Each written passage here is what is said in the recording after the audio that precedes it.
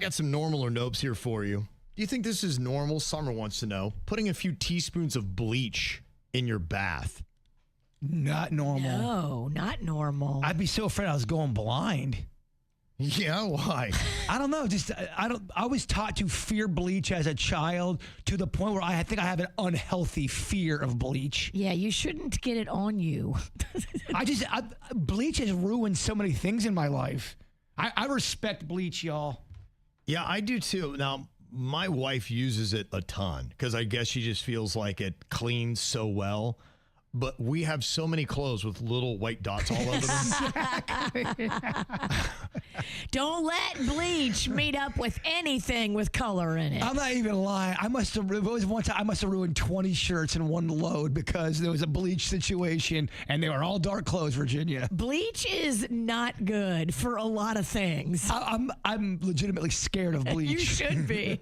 Now, they say that bleach is most commonly used for people with eczema. It's good if you get frequent skin infections, and I guess that's why they would do it. Really? And for that alone, I would say it's not normal because that's not a normal condition to have eczema, correct? I think it's a small portion of the population that has it. I think my mom had it. I think a lot of people do deal with it. Some people on a small scale, so you don't see it. You really only see it if they're dealing with a really bad case of it. But a lot of people do have eczema. Yeah, I think it's more common than you think. Yeah, it is. It says when bleach dissolves in water, it forms this kind of acid, the same active disinfectant that makes swimming pools safe, and the compound kills bacteria, fungi, and viruses on the skin's surface. I don't know, man. I have such a heavy pour with everything, whether it's dressing, whether it's soda, beer, liquor, bleach. I've always tried to avoid touching bleach. To me, it just goes against everything I believe in. Even inhaling it makes me kind of a little woozy. Yes. I had a fight with the guys on my roof because they were cleaning my roof a couple weeks ago. And I was walking into my house as they were cleaning the roof. And I was like, hey, guys, please tell me you're not using harsh chemicals because I don't want harsh chemicals on my bushes. And they were like, oh, no, we're fine. We're not using harsh chemicals. So I walk in the house and some droplets fall from the roof cleaning. And now I have little white dots all over that dress. Those guys were absolutely using bleach on my roof to clean it. That is not good. Next time you see him, are you going to give him the business? I think I am. Okay. If I see them cleaning anybody else's roof, I'm going to get out there with a pellet gun and shoot them up there. It sounds like these bleach baths are best for people who have skin inflammation and some kind of issues like that. And they say there's no strong evidence that bleach baths offer meaningful benefits for people without an active skin condition. But there is proof that it will blind you. Yeah. There is. I don't know about that. Mess up your clothes? I don't know. I always taught to fear you're going to go blind if it gets in your eye. You can't get close to it without it burning your eye. I certainly wouldn't put it in my eye. And that's what police usually do when they know something's up. They'll go to someone's house and go, did you smell that? It reeks of bleach, cleaning up the crime scene. Yep, it's good to clean up blood. But I don't know if it really is because they always catch him. They're like, oh, they got that luminol. Yeah, we smell the bleach. All right, murderer. And then let's get the luminol and okay, murderer. Busted. I don't know. I think the bleach actually kind of is a bad thing. You tipped him off with your bleach smell. Now, what about this? Is this normal or nope? Listening to a song on repeat until you're sick of it. For me, quite normal. I will say that it is not normal for me because I have a fear of being sick of it. Ever since I've been doing Top 40 radio, which is about 30 plus years, I get so burnt out on songs. And it's one of the things I hate, where I hear a song and I love it, and then I wind up hating it because I've had to play it so many times.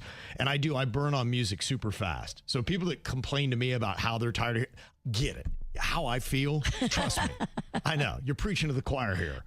So I will listen to a song if I really love it, no more than 2 times. And then I tell myself, I'm like, don't do this. You love this song. Make sure you still love it. So I protect that passion I have for that song, and I will stay away from a song to only listen to it occasionally so that I always love it. I respect your strategy. I go the opposite way, but I do respect. I see your point.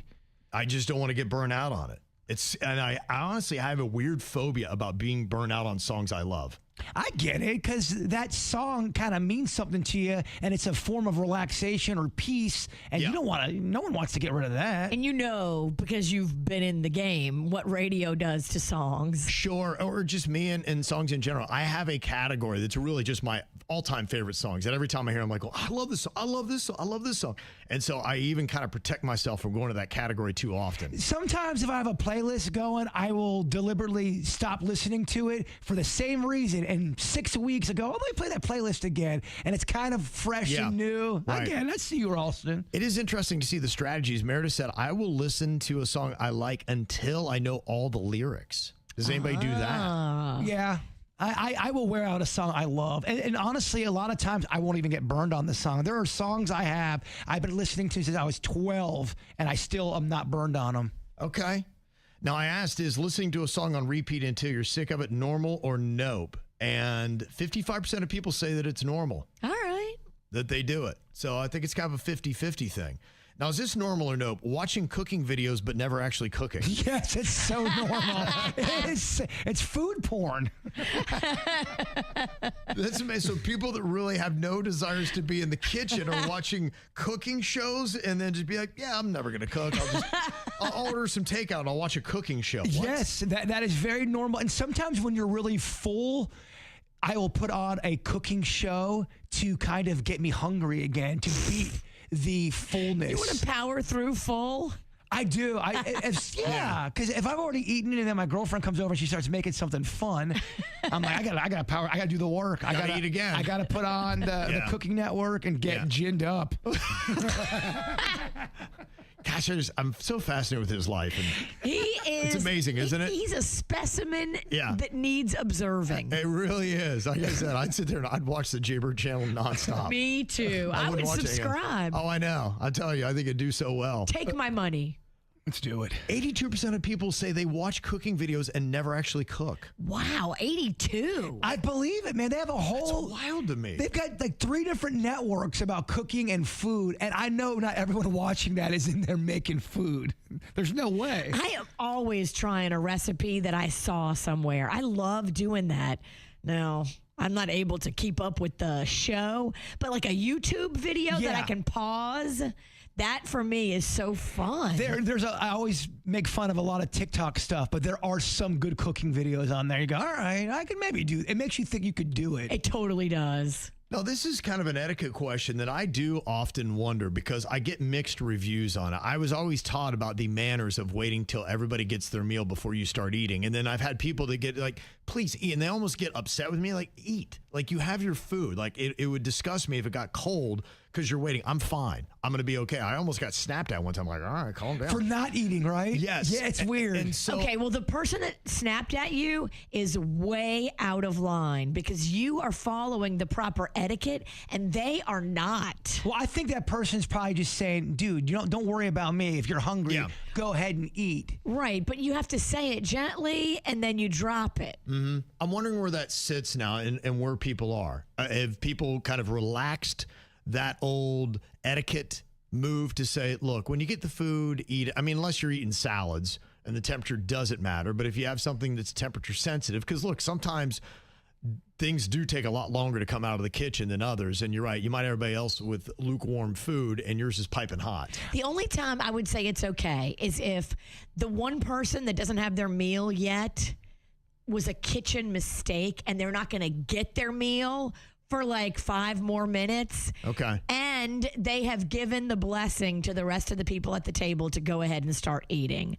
Okay. Yeah, I would wait for people to eat. In fact, too. The older I've gotten, I've really tried to not dig in. I don't even try to look at my plate until I see someone make the first bite.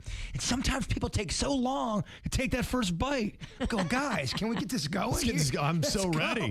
I'm so ready. So it is normal to wait for someone else to start eating first before you start. 76% of people say that's how they do. So I guess it's still an etiquette thing. I personally wouldn't care if we all had lunch and my food didn't come, you guys started eating. I wouldn't care. I wouldn't bother me. It doesn't bother me either. I just don't want to bother someone else. Exactly. And look like I'm rude and I can't wait for anybody else. Right, because people are judging you. Constantly. Always. That's life, right?